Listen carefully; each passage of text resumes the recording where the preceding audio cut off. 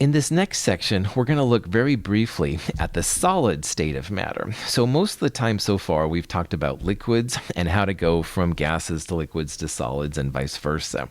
But solids are also really interesting. Now, solids, this is a huge topic, and we're not going to be able to do justice to it. But let's try to have some overview and kind of get some examples of what you could see if you look more at this in the future. So when it comes to all of the solids that science knows about, there's two forms. One is called crystalline, and in a crystalline solid, all the particles are in a highly ordered arrangement, and they're repeatable. So the part at the left would be the same as the right, which is the same as the top and the bottom, stuff like that. There's also a huge type of solid category called amorphous solids, and amorphous solids don't have a particular order in arrangement of particles, and these will be things like clay and dirt and stuff like that. We're only going to focus on crystalline solids in this section because we're kind of limiting here what we can do. Crystalline solids have repeatable patterns, so it makes them a little bit easier to talk about, honestly. But amorphous solids are very cool, lots of neat uses for it. It's more than we're going to get into in this part of Chemistry 222. If you have a crystalline structure, the molecules, atoms, ions, whatever you're talking about, are locked into what's called a crystal lattice. And crystal lattice are these small repeating units that go over and over and over within the solid. And they're very, very strong. That makes solids basically incompressible. So liquids you can't compress very well. Gases you can compress really well. But solids are almost impossible to do anything with. They're going to be there. Very rigid. You'll have cleavage lines where they break off, but you won't be able to change them. Pretty cool. Unit cells in all of the world's known solids can be broken down into 7 types. They call them the Brevis lattices, or unit cell types. And the names of them are there: cubic, tetragonal, orthorhombic, etc., etc. In this class, we're only going to look at cubic unit cells. And the different properties of all of them are listed there on the left. But if you look at the top one, that's the cubic unit cell. And we're focusing on cubic cells because of 2 things. First of all, the lengths of all sides of these cells are the same. So A and B and C are all the same length. It's a cube. Also, the angles that are within that particular model are all 90 degrees. And that honestly makes the math a lot easier. So we're only looking at cubic unit cells. We're only looking at crystalline solids. So you can see we're really limiting ourselves here to what we're looking at. But again, this is just a crazy section, and we're going to keep it somewhat simple. So we're going to talk in this section about simple cubic, face-centered cubic, and body-centered cubic systems quite a bit, all right? But I want you to know that outside of our little Chem 222 world, there's lots and lots and lots of different variations here, and we're just barely touching them. But this will give you an idea of how this works, and if you have to work on the other systems in the future, you absolutely can. So there are 3 types of cubic unit cells, and all the 3 types I'm going to show you here, they all have similar lengths. So length, width, and height, they're all the same value, whatever it is. Also, the angles are all 90 degrees, and that makes the math a little simpler. You don't have to use sines, cosines, stuff like that. And the 3 types are called simple cubic, which we'll abbreviate SC. A simple cubic cell just has an atom in each corner of the cell. So there are 8 corners in a cube. Each of them has an atom there. That's called the simple cubic, and it is the simplest one, as we'll see. The next one we'll talk about is called a body-centered cubic, or BCC. Now, body-centered cubic is the same as the simple cubic. There's an atom in each corner. However, body-centered cubic has, if you look carefully, 1 atom in the middle of the cube, in the body of the cube. So body-centered cubic is like simple cubic with 1 atom in the middle, and that'll be important to us here in a little bit. The last kind is called face-centered cubic, FCC. FCC is like SC, simple cubic. There's 1 atom in each corner. But if you look carefully, every face of the cell has an atom in it. Now, a cube has 6 faces: top, bottom, left, right, forward, backward. Each of those faces has an atom in it. Does not have an atom in the middle like the body-centered, but there is one in each face. So simple cubic, body-centered cubic, face-centered cubic are the three types of unit cells, and we'll see how they can be used to describe the properties of metals and stuff like that. A simple cubic unit cell has one atom at each corner of a cube. The cells stack together to form a solid crystal, the overall shape of which has square edges. Each ion is shared by 8 different but connected cube cells. The arrangements of body-centered cubic and face-centered cubic unit cells are similar but more complex. We'll talk about these unit cells a lot here in a little bit, but just remember in the back of your head that all of these are just the smallest repeating unit of what you would see in a sample of the substance you're talking about. So if we talk about, for example, the copper cubic unit cell, we'll talk about one of these little unit cells, and that will repeat over and over and over again in a sample of copper. Remember, in any sample, you're going to have 10 to the 23rd or so Avogadro's number worth of atoms, but on the smallest level, they all repeat. They'll all be in these same patterns. So on the upper right-hand side there, you can see, especially on the right, that little tiny atom that's there in the middle is actually connected to 8 different cells, all right? There's 8 little cubes that it belongs to. It's not part of just one cube, but it's actually part of many, many different cubes. And so in the unit cells, like in the lower part there, the kind of green part there would represent one cube. But each of those central atoms, those corner atoms, is actually part of other cubes as well. So we'll see how this all fits together. It's pretty neat how Mother Nature makes these repeating units, and we can use this then to understand the properties and stuff like that. The simple cubic unit cell is literally just where you have an atom in each corner of the unit cell. But you can see on the left-hand side there's 2 representations. The top part shows the actual atoms, which are basically spheres. The bottom part, though, is important. It shows what this unit cell would look like if you take, if you will, like a chainsaw and cut off all the parts of those atoms that aren't in the unit cell. And what you see right now in that video, that shows the chainsawed parts that are left, all right? And you can see that those atoms, even though it's a whole atom, only 1/8 of the atom is still in the unit cell. And the other 7/8 of the atom belong to different unit cells that repeat over and over and over again. So one thing that chemists talk about is how many net atoms are in each of these unit cells. And each of the simple cubic unit cells represents 8 atoms, but only 1/8 of them are inside. So 8 times 1/8, each simple cubic unit cell is 1 net atom. You have 8 times 1/8 atoms, which is 1 net atom, which is pretty cool. That's why sometimes people like these chainsawed versions, if you will. It shows only the 1/8, which is inside the cell, and since each corner represents an 8th and there's 8 of them, that's 1 net atom.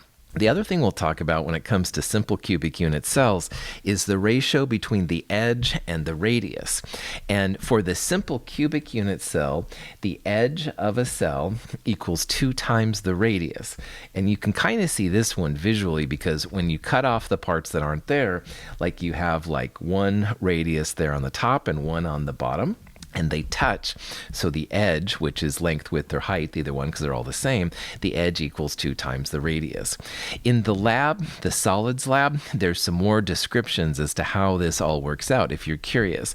If geometry is your thing, this will be a section for you. It'll talk about how the edge is equal to 2 times the radius, etc., etc. But punchline, at the end of the day, when you hear simple cubic unit cell, think 2 things. Think 1 net atom per simple cubic cell, and also think edge equals 2 times the radius of the atom. Those 2 things will help you go forward. The body-centered cubic is similar to simple cubic. There's one atom in each corner, but there's also an atom in the actual central part of the cell. So if you use the chainsaw on it, you have the 8 times 1/8 corners like before, but you still have that one atom in the middle. So when scientists talk about the number of atoms in a body-centered cubic, it's not only 8 times 1/8 of the simple cubic, but you also have one in the central. So there's 2 net atoms per unit cell. I'm not going to go into the geometry of how the edge to radius ratio was figured out, but when you do the geometry, the edge of a body-centered cubic unit cell equals 4 times the radius divided by the square root of 3. And you can check out the lab for more information on that. Body-centered is a little bit more common than simple cubic because you end up with 2 net atoms per cell instead of 1. It's a more efficient type of packing, and the more efficient it is, the more atoms you get in, it's better. We'll talk more about this in the solids lab. The face-centered cubic unit cell is also known sometimes as the cubic close packing cell, and there are subtle differences between FCC and cubic close packing, but we're not going to worry about them in our class.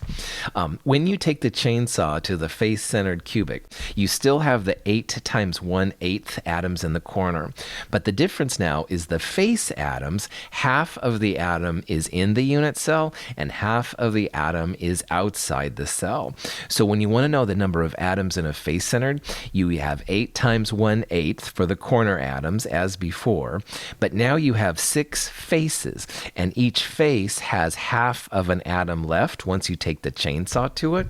So 6 times 1/2 are the number of atoms in each face. 6 times 1/2 is 3. And you add that to the 8 times 1/8 atoms in the corner, which is 1. 3 plus 1, 4 net atoms per FCC unit cell.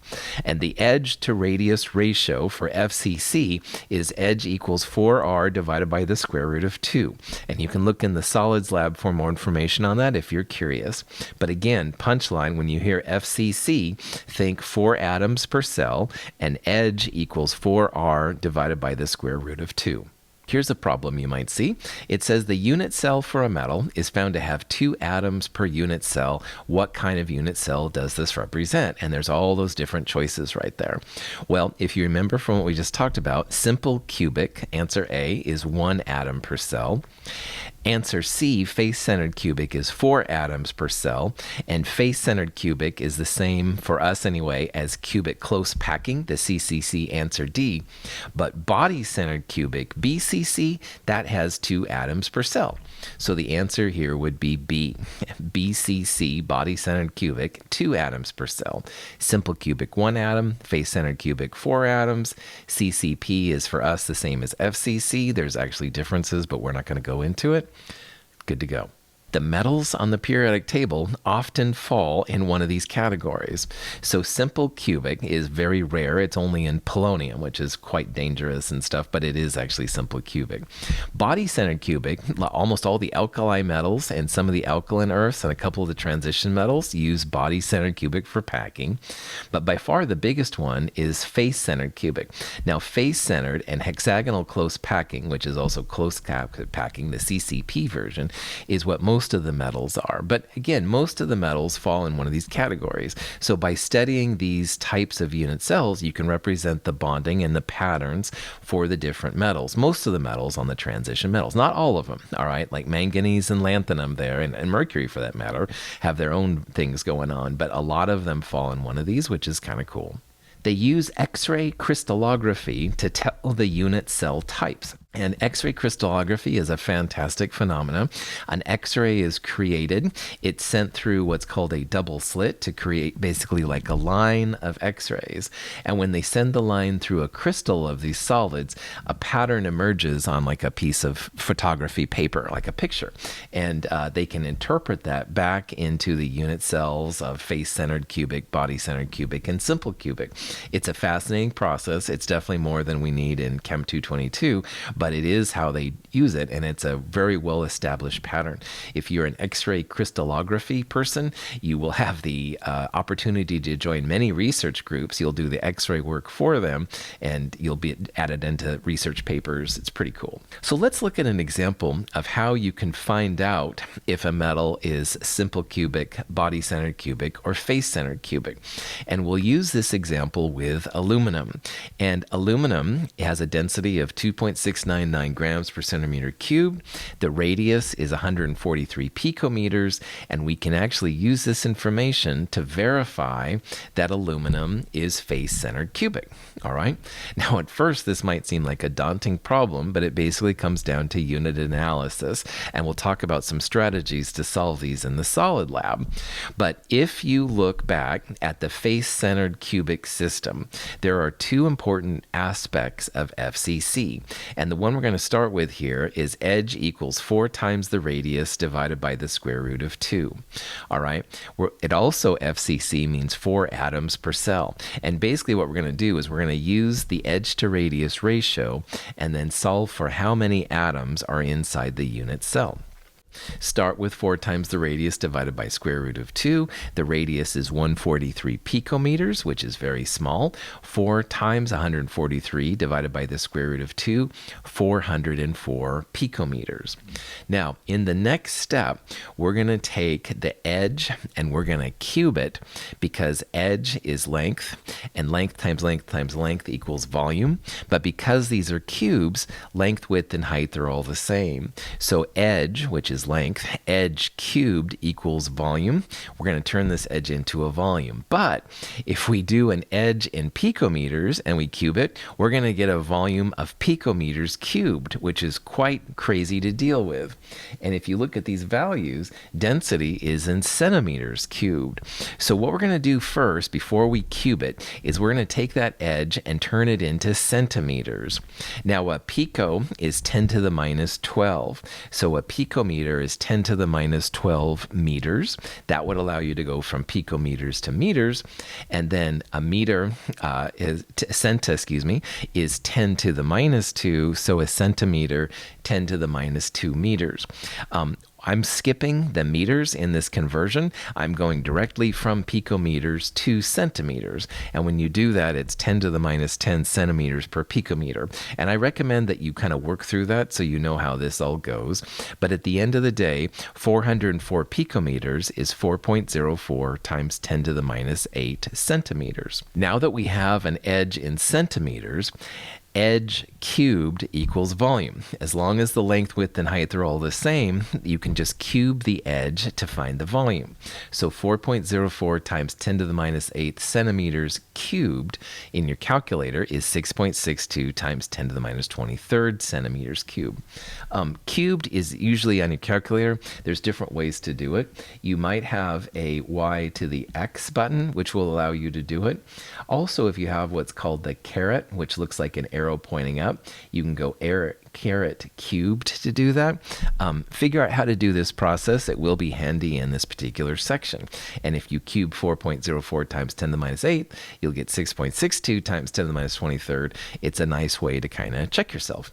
This volume is very small, but even though it's small, we can use the density, which is given, to find the mass. So we're going to take the volume we just calculated and multiply it by the density. The centimeters cubed cancel. 1.79 times 10 to the minus 22 grams per unit cell. And again, that's pretty small, but these unit cells are pretty small, so it's kind of interesting. The molar mass of aluminum is 26.98 grams per mole, and Avogadro's number is 1 mole per 6.022 times 10 to the 23rd atoms. And if you take these numbers, you can see that the mole is a common denominator. So what we're calculating for right now is the number of grams in an atom, the mass of grams in an atom. So 26.98 divided by Avogadro's, you get 4.480 times 10 to the minus 23rd grams. And that's the grams per atom. And again, pretty small, but this is actually something you can do with math. Woohoo, math is fun. Anyway, that's the mass per per atom. So earlier we saw that there was 1.79 times 10 to the minus 22 grams in a unit cell. And what we just calculated here is that one atom of aluminum, 4.480 times 10 to the minus 23rd. And when you multiply these together, you can see that you end up with atoms per cell. The grams cancel out. It comes out to be 3.99, which is awfully close to 4 atoms per unit cell, FCC. So we have just verified here that aluminum is a face-centered cubic. If we would have come up with a different number of atoms per cell, it would have been not face-centered cubic. But 4 atoms per cell means it's FCC. Pretty cool. So this gives you a kind of an idea how these problems work. The one thing I want to highlight is that you'll usually have a radius in picometers, sometimes angstroms, whatever. You want to convert those to centimeters before you cube them, because it's much easier dealing with centimeters cubed than it would be picometers cubed or angstroms cubed. And again, we'll talk more about this in the lab. We've talked about metals quite a bit, so it's worth talking about what's called the metallic force. And we've spent a lot of time talking about ionic forces and covalent forces in molecule. There are actually metallic forces between metals. So if you have a pure sample of, say, copper in that middle picture, or in the lower right-hand corner, that's sodium, those are actually held together by what's called a metallic force. And it is slightly different than ionic forces and covalent forces. So in a metallic force, you have basically a whole series of ions, and over them is what they call the sea of electrons.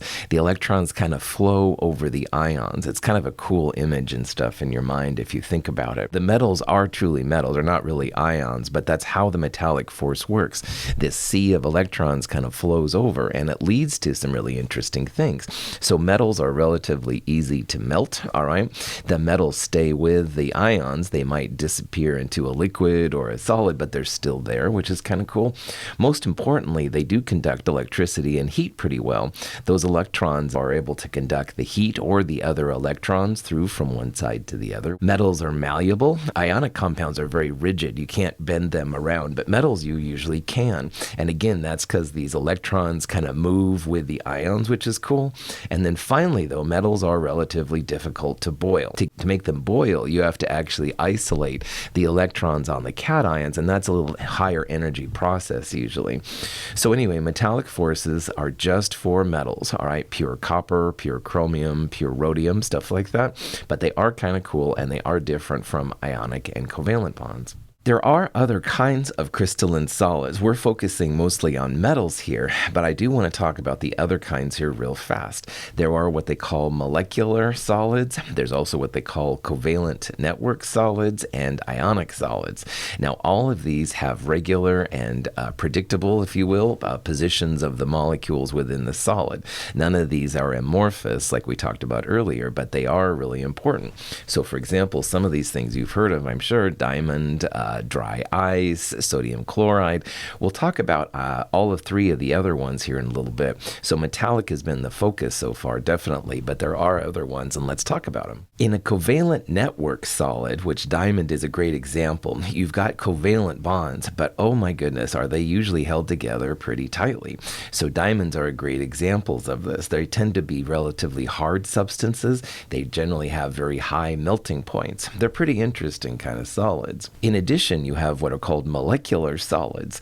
Graphite is a great example of this, and graphite is held together with intermolecular forces, but they are softer. They're not quite as rigid as the other one. Now, it's important to remember here that both diamonds and graphite are carbon. They're allotropes of the same element. However, diamonds are obviously a lot different. You want to write on a piece of paper with graphite, which is what a pencil is basically. On the other hand, you wouldn't want to write with diamonds. That would break through the paper and all kinds of stuff. So the same atoms can have quite different properties. Ionic solids are probably the most interesting. We'll spend a little time talking about them. Really, ionic forces, the positives, negatives, when they're extended to the 3-dimensional crystalline lattices are very, very strong. And so this is the strongest of all the possible forces. They're usually stronger than the metallic force. And we've talked a little bit how they make a 3-dimensional lattice, but we haven't gotten into the details that much. So it might be cool. But anyway, ionic solids are very strong. They tend to have very, very high melting temperatures. And sodium chloride, for example, melts at 800 degrees Celsius, which is pretty impressive. And magnesium oxide is even higher at 2800 degrees Celsius. So very, very strong bonds. We're going to talk about what's called a simple ionic compound, and that's what most of them follow into. And a simple ionic compound happens if you take essentially a simple cubic or a face-centered cubic cell, which we talked about earlier with metals. If you take one of those and you place ions of the other type in the holes around it. So you're going to have like a FCC or a simple cubic system, and you're going to put the opposite ion inside. And we'll talk about this here in a little bit. So sometimes they'll talk about these hole systems, tetrahedral holes, octahedral holes, cubic holes. And the difference between them is basically due to the difference between the sizes of the cation and the anion. So if you're curious about how to pick a hole, tetrahedral, octahedral, or cubic, keep reading. Cesium chloride is an example of a metal ionic compound that has a simple cubic lattice, and the chlorides are in the center. So you can see in those pictures down there on the right, the cesiums are the gray atoms and the chloride is the green. So the gray atoms would represent a simple cubic cell, which we talked about earlier, and then the chloride would be in the middle of that. It would be in the hole left by all of them. They call this the cubic hole system. It's on the right-hand side up there, and it only works for certain sizes of cations to anions, as we'll talk about in a little bit. But it is kind of an interesting thing. Now, the atoms in the corners, the cesium atoms in the lower right-hand pictures, those are only 1/8 inside the atom. So since there are 8 corners, and 8 times 1/8 is 1, that would be 1 net cesium atom. On the other hand, the chlorine is completely inside the cell, so that's 1 chloride atom, hence the cesium chloride CSCl formula, which is what we would expect based on nomenclature. Here's another view of the cesium chloride cubic unit cell. Now on the left-hand side, the chlorides are in the corner and cesium is in the middle. In these pictures, chloride's kind of a gold color. Cesium is still kind of gray. But on the right-hand side, this is more like what I showed on the previous slide. Cesiums are in the corner and chloride's in the middle. So you can represent cesium chloride in either method. But again, from both of these, you can see it's like a simple cubic outer atoms with an inside hole that's occupied by the opposite one. So on the left-hand side, the chlorides are on the outside and cesium is in the hole. On the right-hand side, the cesiums are on the outside and chloride's in the hole. So it works fine either way. You can do it from either atom. But regardless, it comes down to 1 cesium per 1 chloride, 1 cesium chloride. And also, like we talked about with SC, BCC, and FCC, where we talked about the number of atoms per cell, you can see in this kind of system, which is called the cubic system, there's 1 molecule per cell. So there's 1 cesium and 1 chloride, 1 cesium chloride per cell. And in lab, that will be kind of important. Another kind of hole is called the octahedral cell, and this is definitely famous kind of because of the sodium chloride lattice, which is essentially an octahedral system. So on the left-hand side there's an expanded version of all the gold chlorides and the silver sodiums. On the right-hand side, you can kind of see a little bit more of what's going on. Now, this takes some imagination, but the gold atoms on the right-hand side, they're in a face-centered cubic, an FCC lattice. So if you look at it, there's a chloride in each of the corners, there's a chloride in each of the faces. So the gold atoms represent 4 chlorides, and then the sodiums fall in what's called the octahedral holes of this lattice. And it's a little bit weird, but when you count them up, there's a total of 4 sodium atoms. So you have 4 sodium atoms per 4 chloride atoms. That's 4 NaCl molecules.